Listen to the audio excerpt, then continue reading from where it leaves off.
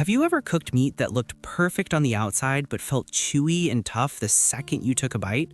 What if I told you the secret to tender, juicy meat isn't a fancy marinade or an expensive cut, but something already sitting in your kitchen? Stick with me, because this one small trick changes everything. Let's be honest, tough meat is frustrating. You spend money on groceries, take time to cook, and still end up chewing forever like it's a workout for your jaw.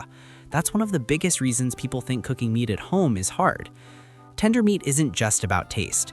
It affects digestion, enjoyment, and even how full you feel after eating. When meat is too tough, people tend to overcook it or drown it in sauces, which can add extra calories and hide the natural flavor. Most people believe tender meat requires long marinades, special tools, or expensive cuts, but there's a simple method used in restaurants and home kitchens around the world that takes minutes, not hours. That method uses baking soda. Before you panic, this isn't about ruining your food or making it taste weird. When used the right way, baking soda can transform cheap, tough meat into something soft, juicy, and easy to chew. Today, I'll show you how it works, why it works, and how to do it safely so your meat stays delicious and healthy. First, let's talk about why meat gets tough in the first place. Meat toughness usually comes from muscle fibers tightening up during cooking. The more they tighten, the harder it is to chew. This happens a lot with lean cuts or when meat is cooked too hot or too long. Cuts like flank steak, skirt steak, chuck, or even chicken breast can turn tough quickly. These cuts are healthy, high in protein, and affordable, but they don't have much fat to protect them during cooking. That's where tenderizing comes in. Baking soda works because it changes the surface chemistry of meat. It raises the pH level slightly, which stops the proteins from tightening too much when heated. When the proteins stay relaxed, the meat stays softer. This doesn't mean baking soda cooks the meat or breaks it down completely. It simply helps the meat hold on to moisture and stay tender during cooking. Think of it like giving the meat a cushion before it hits the heat. Now here's where most people mess this up. More baking soda is not better. Using too much or leaving it on too long can make meat taste metallic or soapy. The goal is just a light touch. The basic rule is simple. Use about half a teaspoon of baking soda per pound of meat. That's it. You don't need to eyeball it or dump it on. A small amount goes a long way. Another important step is how you apply it. Baking soda works best on smaller pieces of meat or thin slices. That's why it's so popular in stir fries and quick cooking dishes.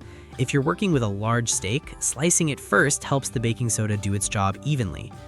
Once the baking soda is on the meat, gently massage it in so it coats the surface. You're not rubbing aggressively, just make sure it's evenly spread. Now comes the waiting part, and this is where patience matters. You only need 15 to 30 minutes. That's enough time for the baking soda to work its magic. Leaving it longer doesn't help and can actually hurt the flavor. While the meat rests, let's talk about why this matters for health. Tender meat is easier to chew and digest. When food is easier to break down, your body doesn't have to work as hard to process it. That can help reduce bloating and discomfort for some people. Tenderizing also lets you cook meat faster, which reduces the chance of overcooking. Overcooked meat loses moisture and nutrients, especially protein quality. Faster cooking means juicier meat and better texture. After the resting time, this step is non-negotiable. You must rinse the meat thoroughly. This removes excess baking soda and prevents any off flavors. Rinse under cold water for about 30 seconds, then pat dry with paper towels. Drying the meat is important because moisture on the surface can stop browning. Browning equals flavor. If the meat is wet, it will steam instead of sear. At this point, your meat is tenderized and ready to cook. You can season it however you like. Salt, pepper, garlic, spices, or a light marinade all work well after tenderizing. Let's talk about cooking methods. Baking soda tenderized meat works best with high-heat, quick cooking. Stir-frying, grilling, pan-searing, and broiling are perfect options. These methods lock in moisture and create great texture. If you're cooking chicken breast, this method can be a game changer. Chicken breast is lean and often dries out. Tenderizing first helps it stay juicy even if you slightly overcook it. For beef, tougher cuts benefit the most. Flank steak, sirloin, and round cuts become much more enjoyable with this trick. You'll notice the difference immediately when slicing and chewing. Now let's clear up a common myth.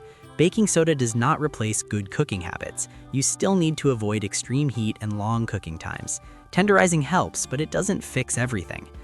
Another mistake people make is mixing baking soda directly into a marinade and leaving it for hours. That's not the right approach. Baking soda is a short treatment, not a soak.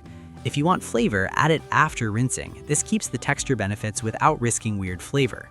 Some people ask if baking powder works the same way. It doesn't. Baking powder contains extra ingredients that can affect flavor. Stick with plain baking soda. You might also wonder if this works for fish or pork. For fish, it's usually not needed because fish is already tender. For pork, it can work well on lean cuts like pork loin or chops, especially if sliced thin. Now let's talk about portion control and wellness.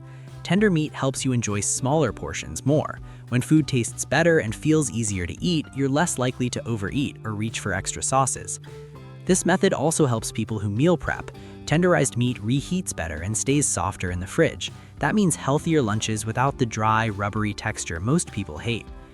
Here's the biggest surprise most people don't realize. Tenderizing meat with baking soda doesn't just improve texture, it can completely change how confident you feel in the kitchen.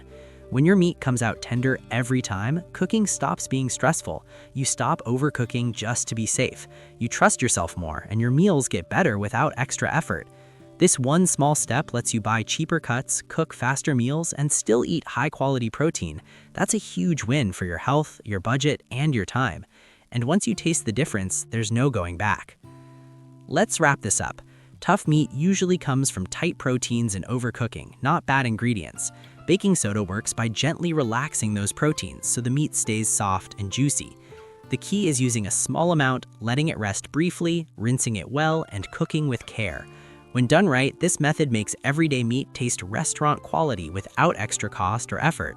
If this tip helped you, hit the like button so more people can stop struggling with tough meat. Subscribe for more simple health and cooking tips that actually work in real life. Now I want to hear from you. What meat do you struggle with the most? Chicken breast, steak, or pork? Drop your answer in the comments and I'll see you in the next video.